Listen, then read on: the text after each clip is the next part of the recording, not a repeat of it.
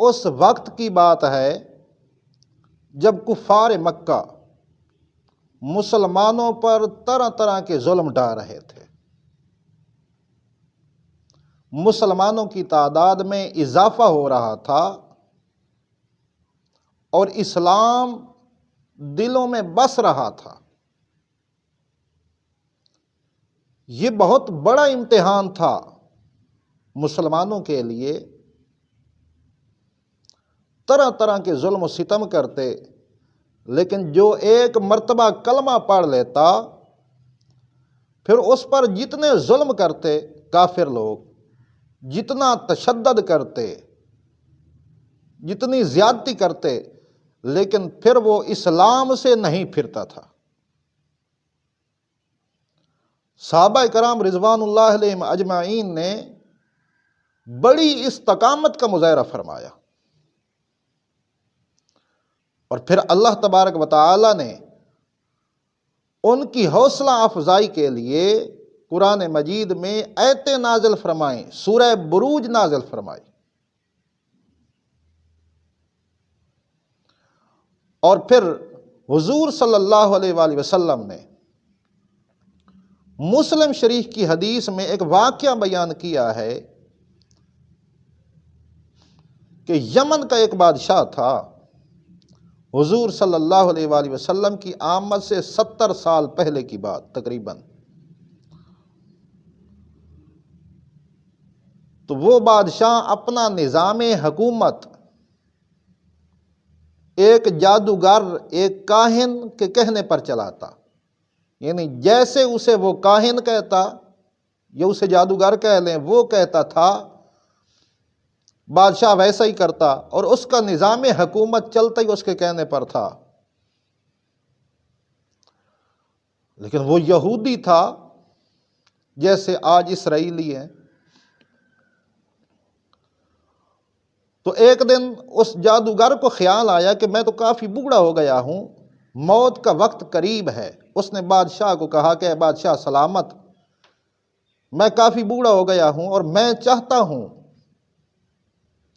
کہ آپ کوئی ذہین لڑکا میرے پاس شاگرد بٹھا دیں تاکہ اسے میں اپنا علم سکھا دوں، میرے مرنے کے بعد وہ آپ کے کام آئے گا۔ بادشاہ نے کہا ٹھیک ہے۔ اس نے ایک ذہین لڑکا تلاش کیا اور اس جادوگر کے پاس بٹھا دیا کہ اسے سکھا دے۔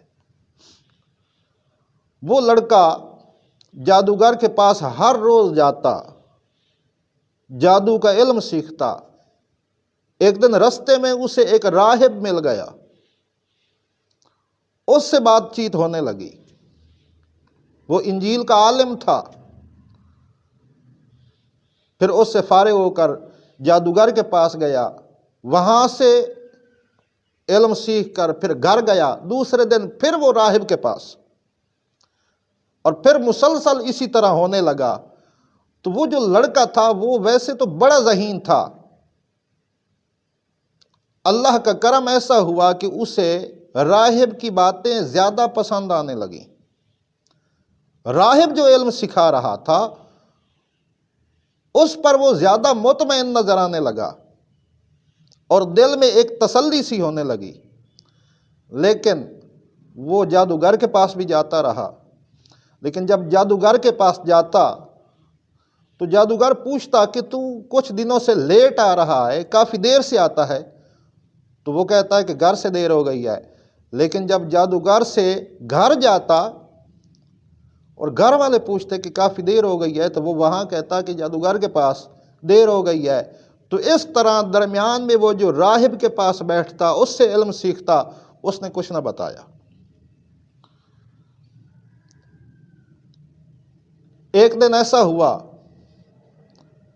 کہ وہ راہب کے پاس سے جا رہا تھا، رستے میں ایک چوراہا تھا، اس نے دیکھا کہ کافی لوگ ہیں، پریشان ہیں، اور اس چوراہے میں ایک درندہ آ گیا ہے اور اس کے ڈر کی وجہ سے لوگ ادھر ادھر نہیں جا سکتے اور کافی پریشان نظر آتے ہیں۔ اس نے دل ہی دل میں سوچا اور ایک چھوٹا سا پتھر اٹھایا، اور اٹھا کر اس نے دل میں یہ خیال کیا کہ آج تسلی کرتا ہوں کہ یہ راہب سچا ہے یا جادوگر سچا ہے؟ آج پتہ لگ جائے گا۔ تو اس نے وہ پتھر اٹھایا چھوٹا سا، اور اس نے کہا کہ میں یہ مار رہا ہوں اس درندے کو، اگر جادوگر سچا ہے تو یہ درندہ بچ جائے، نہ مرے، اور اگر یہ راہب سچا ہے تو اس پتھر سے یہ درندہ مر جائے۔ اس نے جب پتھر پھینکا تو وہ درندہ مر گیا۔ اسے یقین ہو گیا کہ جادوگر جھوٹا ہے اور یہ راہب جو انجیل کا عالم ہے یہ سچا ہے۔ اللہ نے اسے صحیح سمت لگا دیا، صحیح راہ پر چلا دیا۔ تو اس سے ایک بات ثابت ہوتی ہے کہ بندہ اگر دل میں تہیہ کر لے، اگر نیت خالص ہو حق تک پہنچنے کے لیے، تو پھر اللہ اس کی مدد کرتا ہے اور حق تک پہنچا دیتا ہے۔ اب یہ بات کافی مشہور ہو گئی، کیونکہ کافی لوگ تھے، وہ بڑے حیران بھی ہوئے اور خوش بھی ہوئے، اور سب نے اگر پوچھا کہ تو نے ایسا کیسے کر لیا ہے کہ چھوٹا سا پتھر تھا تو نے مارا ہے اور مر گیا؟ اس نے کہا کہ میں اس اللہ کو مانتا ہوں جو تمام جہانوں کا مالک ہے، وحدہ لا شریک ہے، میں اس کے ماننے والا ہوں۔ لوگوں نے پوچھا کہ یہ تم نے کہاں سے سیکھا؟ تو اس نے بتا دیا کہ راہب سے سیکھا ہے۔ اب راہب نے بھی اس لڑکے سے کہا کہ اللہ نے تجھے جو عطا کیا ہے، اللہ نے تجھے مستجاب الدعوات بھی بنا دیا ہے کہ تو جو بھی دعا کرے گا اللہ قبول فرما لے گا، لیکن آگے میرا نام نہیں لینا، کیونکہ راہب کو پتہ تھا کہ جب پتہ چل گیا تو پھر میری جان تو چلی جائے گی۔ اب لوگوں کو پتہ چل گیا تھا کہ یہ دعا کرتا ہے اور اس کا اللہ قبول کر لیتا ہے۔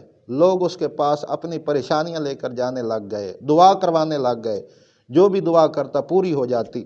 لیکن اس نے ایک شرط رکھ دی تھی کہ جس کے لیے بھی میں دعا کروں گا پہلے اسے اللہ رب العزت کو ماننا پڑے گا، اسلام کو ماننا پڑے گا، مسلمان ہونا پڑے گا۔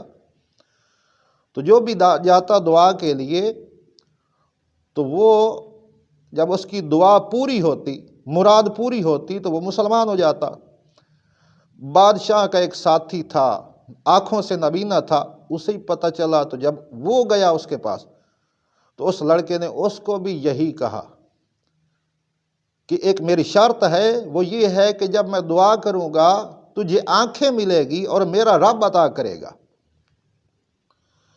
تو پھر تجھے اسلام لانا پڑے گا، مسلمان ہونا پڑے گا، کلمہ پڑھنا پڑے گا۔ تو اس نے کہا ٹھیک ہے، میں دیکھنے لگ جاؤں تو پھر میں کلمہ پڑھ لوں گا۔ تو اس نے دعا کی، لڑکے نے، وہ مستجاب الدعوات تھا، اللہ نے قبول فرمائی، اسے نظر آنا شروع ہو گیا، اس نے کلمہ پڑھ لیا۔ اب جب وہ بادشاہ کے پاس گیا تو وہ دیکھ رہا تھا ادھر ادھر، تو بادشاہ کو پتہ چلا، تو اس نے پوچھا کہ تو نابینا تھا، دیکھ نہیں سکتا تھا، ایسا کیا ہوا ہے کہ تو نے دیکھنا شروع کر دیا ہے؟ تو اس نے پھر بات بتائی کہ وہ جو لڑکا جسے جادوگر کے پاس آپ بھیجتے ہیں، اس کے پاس علم ہے اور وہ مستجاب الدعوات ہے، وہ جو بھی دعا کرتا ہے اللہ قبول کر لیتا ہے۔ بادشاہ کو بڑا غصہ آیا کہ یہ تو میرے جو میں چاہتا تھا وہ نہیں ہو رہا، بلکہ اس کے برعکس ہو رہا ہے۔ اس نے لڑکے کو بلایا، پوچھا کہ یہ علم تو نے کہاں سے سیکھا ہے؟ اس نے بتا دیا کہ راہب سے سیکھا ہے۔ راہب کو بادشاہ نے بلوایا، جب بلوایا تو اس کو بھی قتل کروا دیا، اور جو ساتھی تھا جسے اللہ نے آنکھیں دی تھی اسے بھی قتل کروا دیا۔ اب لڑکے کو دھمکی دی، کہا کہ اب بھی تو اسلام کو چھوڑ دے، اگر نہیں چھوڑے گا تو تیرا حال بھی اور تیرا حشر بھی یہی ہوگا جو ان دونوں کا ہوا ہے۔ تو لڑکے نے کہا کہ میں اس وحدہ لا شریک کا ماننے والا ہوں، میں انکار کرتا ہوں کہ میں نہیں چھوڑ سکتا۔ یہ بات حضور صلی اللہ علیہ وآلہ وسلم سنا رہے ہیں جب صحابہ کرام پر ظلم ہو رہا تھا، تکلیفیں پہنچائی جا رہی تھیں، اسلام جن کے اندر تھا ایمان، جن کے اندر تھا ایمان کے لیے اور کسی وجہ سے نہیں، اور کوئی جرم نہیں تھا، صرف جرم یہ تھا کہ ان کے اندر ایمان ہے، انہوں نے اسلام کیوں قبول کیا، انہوں نے کلمہ کیوں پڑھا، صرف اس وجہ سے ان پر ظلم ہو رہے تھے، ستم ہو رہے تھے، تکلیفیں پہنچائی جا رہی تھی۔ جس طرح حضرت بلال رضی اللہ تعالیٰ عنہ پر ظلم ہوئے، تکلیفیں پہنچائیں، کانٹوں پر لٹایا، انگاروں پر، زبان پر انگارے رکھ دیے، طرح طرح کے عذاب، تکلیفیں دی۔ اسی طرح جب یہ ہو رہا تھا تو حضور صلی اللہ علیہ وآلہ وسلم یہ واقعہ بیان کر رہے ہیں۔ تو فرمایا حضور صلی اللہ علیہ وآلہ وسلم نے اس لڑکے کے بارے میں کہ اس لڑکے نے کہا کہ میری جان تو جا سکتی ہے لیکن میں کلمہ نہیں چھوڑ سکتا، اسلام کو نہیں چھوڑ سکتا۔ تو بادشاہ نے اپنے ساتھیوں سے کہا اسے لے جاؤ، پہاڑوں پر چڑھ جاؤ اور وہاں جا کر اسے نیچے پھینک دو پہاڑوں سے اوپر۔ ساتھیوں نے کہا کہ ٹھیک ہے، وہ لے گئے۔ جب پہاڑوں پر چڑھے تو وہاں اس لڑکے نے پھر دعا کی، اللہ تبارک و تعالیٰ نے فوراً قبول فرمائی، اللہ نے اس کی جان بچا لی، اور جو ساتھی اسے مارنے گئے تھے وہ خود مر گئے۔ زلزلہ آیا، وہاں زلزلہ آیا، پہاڑ کانپنے لگے، وہ نیچے گر کر مر گئے۔ لڑکا واپس آ گیا، بادشاہ بڑا حیران ہوا کہ کیا ہوا، ساتھی واپس نہیں آئے، میرے سپاہی واپس نہیں آئی، لیکن یہ واپس آ گیا۔ پوچھا تو اس نے کہا کہ مجھے تو اس اللہ نے بچایا۔ اب بادشاہ نے اور ساتھیوں کو، سپاہیوں کو کہا کہ اسے لے جاؤ، کشتی پر سوار کرو اور سمندر کے درمیان میں جا کر اسے ڈبو دو، یہ واپس نہ آئے۔ بادشاہ چاہتا تھا کہ اسلام نہ پھیلے، تو وہ لے گئے۔ جب سمندر کے درمیان جب کشتی گئی تو اس لڑکے نے پھر اللہ سے دعا کی، تو وہ جو مارنے گئے تھے، ڈبونے گئے تھے، وہ خود ڈوب کر مر گئے۔ لڑکا پھر واپس آ گیا۔ بادشاہ بڑا پریشان ہوا کہ کیا کروں، کس طرح اس کو ختم کروں کہ اسلام آگے بڑھے نہیں۔ تو اس لڑکے نے کہا کہ اے بادشاہ، میں تجھے بتاتا ہوں کہ مجھے کس طرح مارنا ہے تو نے، لیکن میری ایک شرط ہے کہ ایک میدان میں، بڑے سے میدان میں سب کو اکٹھا کرو اور سب کو اکٹھا کر کے پھر وہاں مجھ پر تیر چلاؤ۔ بادشاہ نے ایک بڑے میدان میں سب کو اکٹھا کیا اور وہاں اکٹھا کر کے اب اس لڑکے نے کہا بادشاہ سے کہ اب تو مجھ پر تیر چلا، لیکن یہ پڑھ کر کہ بسم اللہ رب الغلام، کہ میں اس رب کے بندے کا نام لے کر، اس رب کا نام لے کر اس کے بندے پر یہ تیر چلاتا ہوں۔ جب یہ بسم اللہ رب الغلام کہہ کر اس نے تیر چلایا تو وہ لڑکا شہید ہو گیا، جان اللہ کے سپرد کر دی، لیکن ایک پیغام دے گیا۔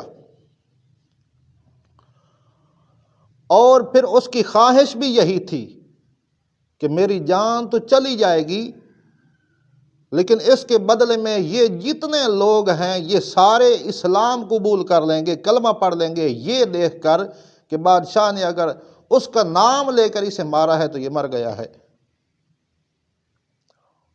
تو کافی لوگوں نے، جتنے لوگ تھے انہوں نے کلمہ پڑھنا شروع کر دیا، اسلام میں داخل ہونے شروع ہو گئے۔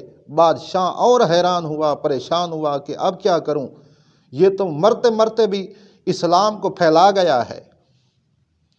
تو پھر بادشاہ نے اپنے سپاہیوں سے کہا کہ خندقیں کھود لو، کھائیاں کھولو، خندقیں کھودو اور اس میں آگ جلاؤ ایندھن کی۔ ایسا ہی کرنے لگ گئے، اور اب جنہوں نے اسلام قبول کیا تھا، اللہ وحدہ لا شریک کو ماننے لگ گئے تھے، کلمہ پڑھ لیا تھا، ان کے سامنے بادشاہ نے کہا کہ تم میں سے جو بھی اسلام سے نہیں پھرے گا، کلمہ نہیں چھوڑے گا، اسے میں آگ میں پھینک دوں گا، آگ میں جلا دوں گا۔ تو لوگوں نے پھر انکار کر دیا، انہوں نے کہا کہ تو جو کچھ کر لے، اسلام سے ہم نہیں پھرتے، اب ہم کلمہ نہیں چھوڑ سکتے اب۔ تو اس نے مسلمانوں کو جنہوں نے کلمہ پڑھ لیا تھا، ان کو خندق میں پھینکا،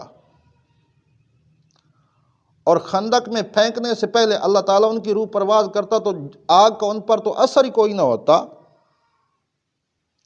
تو آگ میں چلے گئے۔ ان کے لیے اللہ تبارک و تعالیٰ نے قرآن مجید میں سورہ بروج کا نزول فرمایا ہے۔ اسی سیاق میں یہ سورہ بروج ہے کہ وَالسَّمَاءِ ذَاتِ الْبُرُوجِ وَالْيَوْمِ الْمَوْعُودِ وَشَاهِدٍ وَمَشْهُودٍ قُتِلَ أَصْحَابُ الْأُخْدُودِ،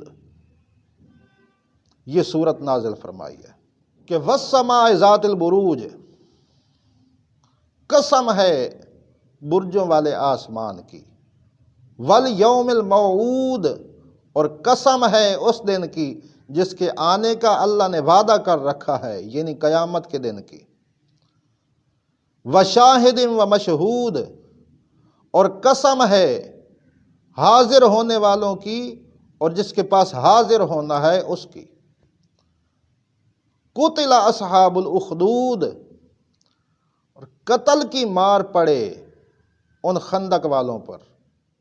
النار ذات الوقود، اور وہ لوگ جنہوں نے ایندھن والی آگ بھڑکائی۔ اذ ہم علیہا قعود، وہ لوگ جب اس آگ کے کنارے بیٹھے تھے۔ وہم علی ما یفعلون بالمؤمنین شہود، اور وہ جو ایمان والوں کے ساتھ کر رہے تھے وہاں بیٹھ کر اپنی آنکھوں سے اس کا نظارہ بھی کر رہے تھے۔ وما نقموا منہم، اور انہوں نے ایمان والوں کو سزا کسی اور وجہ سے نہیں دی بلکہ صرف اس وجہ سے کہ الا ان یؤمنوا باللہ العزیز الحمید، کہ انہوں نے اللہ پر ایمان لایا، اس اللہ پر جو تمام کائنات پر غالب ہے۔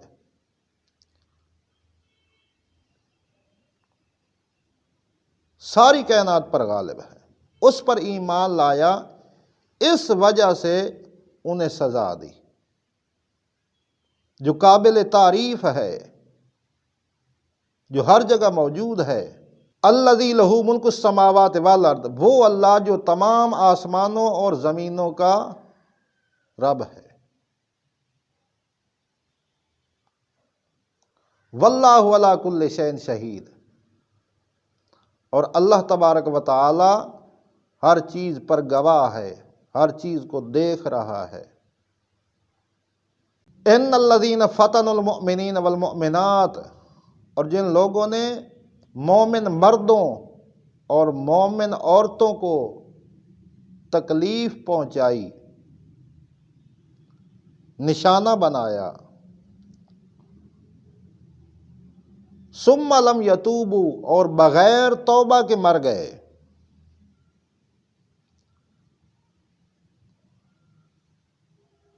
فَلَهُمْ عَذَابُ جَهَنَّمَ وَلَهُمْ عَذَابُ الْحَرِيقِ، فَلَهُمْ عَذَابُ جَهَنَّمَ، ان کے لیے عذاب جہنم ہے، جہنم کا عذاب ہے ان کے لیے، وَلَهُمْ عَذَابُ الْحَرِيقِ، اور آگ کا عذاب ہے ان کے لیے، یعنی جنہوں نے تکلیفیں پہنچائی ہیں صرف اس وجہ سے کہ انہوں نے اللہ کو مانا ہے، اس اللہ کو مانا ہے جو زمین و آسمان کا رب ہے، سب کے پالنے والا ہے، ہر جگہ پر موجود ہے، ہر چیز دیکھ رہا ہے، ہر چیز کا گواہ ہے۔